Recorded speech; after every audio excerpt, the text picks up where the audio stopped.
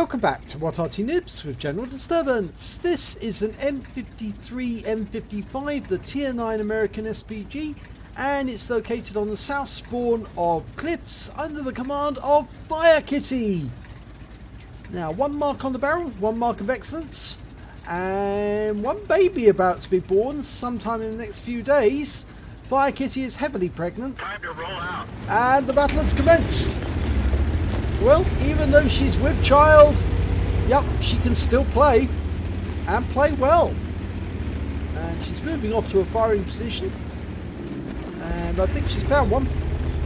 Okay, extending her aim and doing exactly what I do, which is going straight for the road to the hill, mainly because there's always some enemy who thinks he's smart enough to drive up to the top of the hill the moment the game starts, and then receives a shell the moment he does. Okay, we've got a couple of fools there. A T100 LT and an RU251. This is a tier 10 game, tier 9 Arty. And yep, I think they've changed their mind. They decided, no, I'm not going to go up here. No, the RU251 is still dumb enough to do it. And firekitty is adjusting her aim.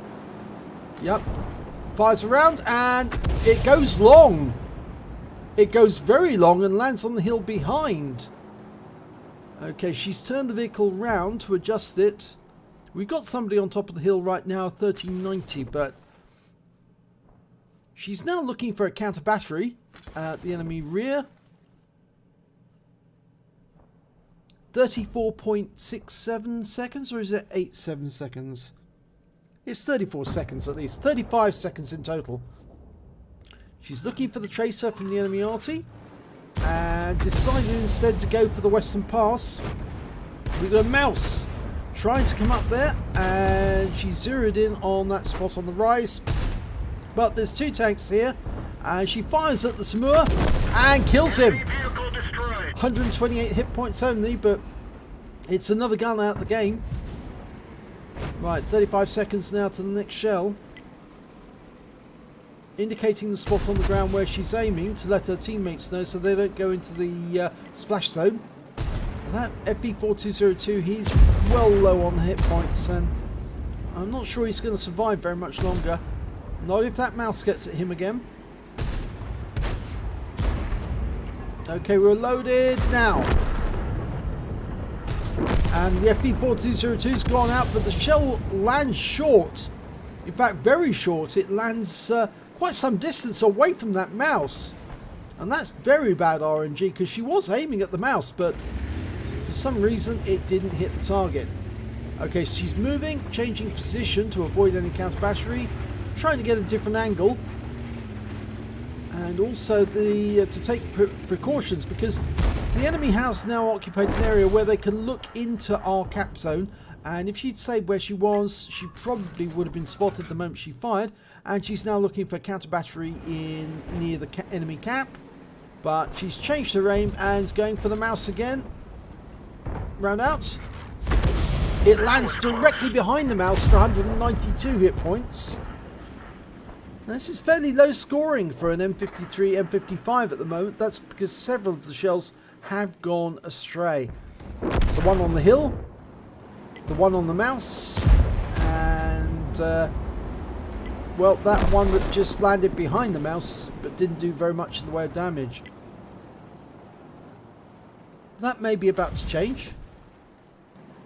Right, we've got a Lerva, or Lion as the Germans call it. Or Lerva is German for lion. And that's a little bit better. 387 hit points from a near miss that landed alongside the Lerva. Now, she's got an 8-inch howitzer on her Arty, and that means that she's the M55. That was used by the US Army.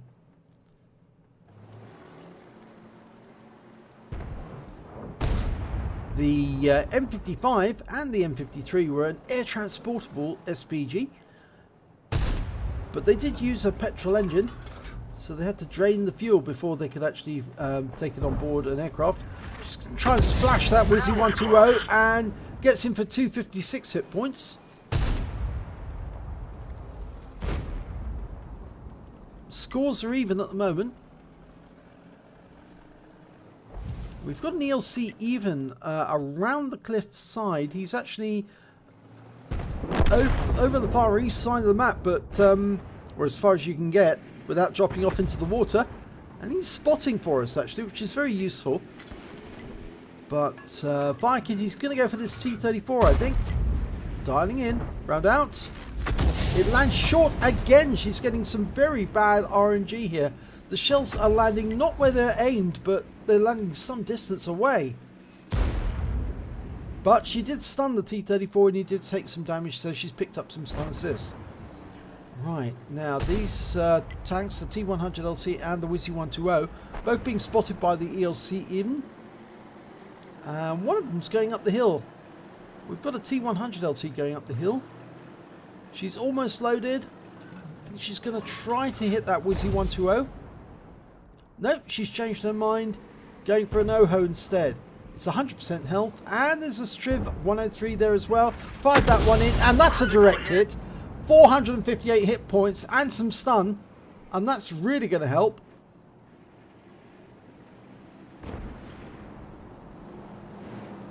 Got a number of targets she can fire at. And there's the Striv 103 coming up, going up to the center line. And he's receiving fire as well. And they're getting a request for fire on the Striv. There's the OHO. We're loaded. Round out. And that's a direct hit again, but it hit the front armor of the OHO, which of course is the strongest. So she only did 176 hit points. Unfortunately, that Wizzy-120 just got our 50 TP.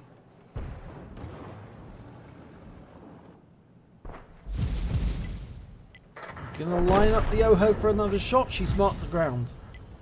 The ELC over in the east is still firing on the enemy tanks, and they appear to be leaving him alone.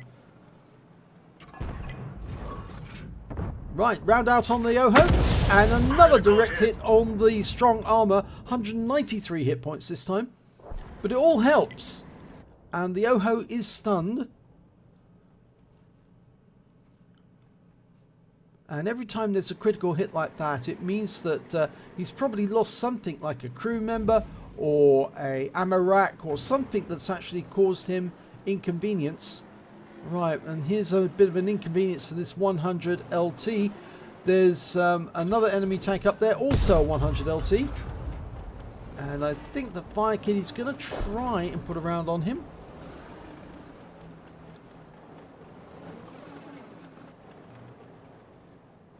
Lost sight of him temporarily. Our own 100 LT keeps popping out to get a spot. There he is, round out, and again, bad RNG. The shell lands well away from the target. Well away. Almost impossibly away. And that T-100 has got up on top of the hill, but sadly we've moved our aim away so we can't see what's going on. It's a standoff basically, and the ELC's going in for the kill. That T-100 has only got a very limited amount of hit points left, and the even 90 can put out at least 600 hit points of damage. And we fire around in at T-100, and this time we get the kill. 372 hit points, and that's the second kill. That frees the tanks on top of the hill to start doing something about the enemy that they can see around the hill. But firekitty's going to move to the west and adopt a new firing position. There's no Artys left in the game on the enemy team. They've all been killed, so... Well, in fact, there was only one anyway. But we're now aiming at that OHO, the one that we were firing at earlier in the game. He's managed to make it over into the south area, just south of the hill. But he's hiding behind that house at the moment, and that means it's going to be difficult to hit him. But we're going for the Wizzy-120 instead. Dialing in. Round out. Should be hit. Yes, it is. Wipes him out. 222 hit points. And looks like she's going to change position again. Now there's only 2 enemy tanks remaining. One of them is the Lerva and the other's the Oho. Well, the Lerva's in the Western Pass. And our tanks are in the wrong position to intercept that Lerva, and we've lost sight of him now. Oh, no. We did have sight of him for a second. Anyway, we're going to take up a defensive position in the usual southwest corner, just in case that Lerva decides to come this way. And since we've got 3 kills each, we've platooned with the Striv 103 for Brothers in Arms. And there's the Lerva. We're dialing in. Now, will this shell go where we aimed? Round out. Oh, it does. This time round, the shell does land where it's supposed to. And she gets 215 hit points. Oh, and the Lerva goes down. And he's killed by the Striv. And another player has joined the platoon. A T100 LT. And he's also got 3 kills. So it looks like all 3 are now going to get the Brothers in Arms. Okay, one last enemy on top of the hill. Everyone's focusing on him now. The Oho. We're loaded. Round out straight away. And it kills the Oho. Oh, so close to getting a crucial contribution as well. 1 tank short of the crucial contribution, but that's the game. And here's the end of battle results. The first class tanker for firekitty in the M53, M55. She got a bruiser medal for getting at least 5 critical hits. She got 9. A fighter badge for getting at least 4 kills. She got 4 exactly. And a Brothers in Arms for getting at least 3 kills in a platoon with others who got 3 kills during the battle. And that's a particularly difficult battle, mainly because the shells just weren't landing where they were supposed to land. If we look at the team scores, we can see that firekitty actually came second on the list for damage. The highest scorer for damage on her team was the Striv 1030. He managed 3,389. firekitty 2,910. The highest scorer overall was the Object 140 on the enemy team. 3,429 hit points. He picked up the fire for effect. Didn't get the high caliber for some reason. But when it came to kills, it was firekitty top of the table alongside the Striv 1030. Both got 4 kills, and then there's T100 LT on both teams who also managed 3 kills apiece. And when it came to base XP, firekitty again right at the top of the table, 1,000 base experience points. Not enough for an ace tanker, but pretty good all the same. Followed by the 50 TP with 962 and the T100 with 927. firekitty fired 15 rounds during that battle. She got 5 direct hits, 5 penetration and 8 splash. Damage of 2,910 hit points, all at more than 300 meters. She damaged 7 of the enemy, killed 4, and did damage assistance of 671 hit points and stun assistance of 934 hit points off 9 stuns. On a premium count, she earned 45,740 credits. She got a personal missions payout of 12,807, and after ammunition resupply, and these shells are expensive, she still took home 30,497 credits profit. She received 1,500 XP, got a personal missions payout of 420, so she took away 1,920 experience points altogether. So a particularly difficult battle there for firekitty because the shells just weren't going where they were supposed to go.